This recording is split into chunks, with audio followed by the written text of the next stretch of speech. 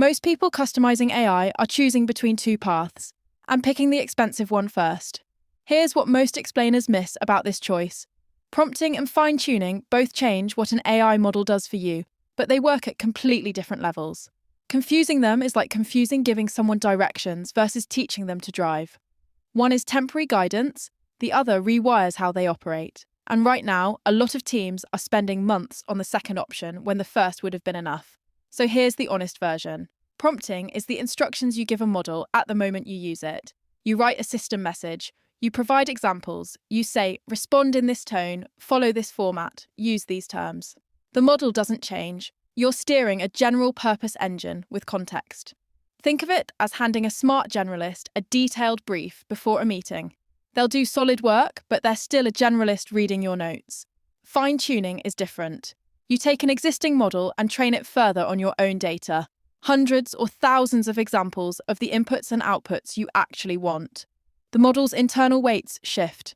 It doesn't need the brief anymore because the knowledge is baked in. It's closer to training an employee for a specific role over weeks. After that, they just know how the work gets done. Where prompting hits its limits is consistency at scale. If you need a model to reliably use your company's exact terminology across 10,000 customer interactions, a prompt can drift. If you need a very specific writing style or structured output format every single time, prompting alone starts to show cracks. Fine-tuning locks that behavior in. But here's the part people underestimate. Fine-tuning is not free. You need curated, high-quality training data. You need compute to run the training. And you need to maintain it. When the base model updates, your fine-tune may need to be redone. It's an ongoing cost, not a one-time fix. The practical rule is straightforward. Start with prompting. Push it as far as it goes. Measure where it fails. Only then invest in fine-tuning for the specific gaps you can prove exist.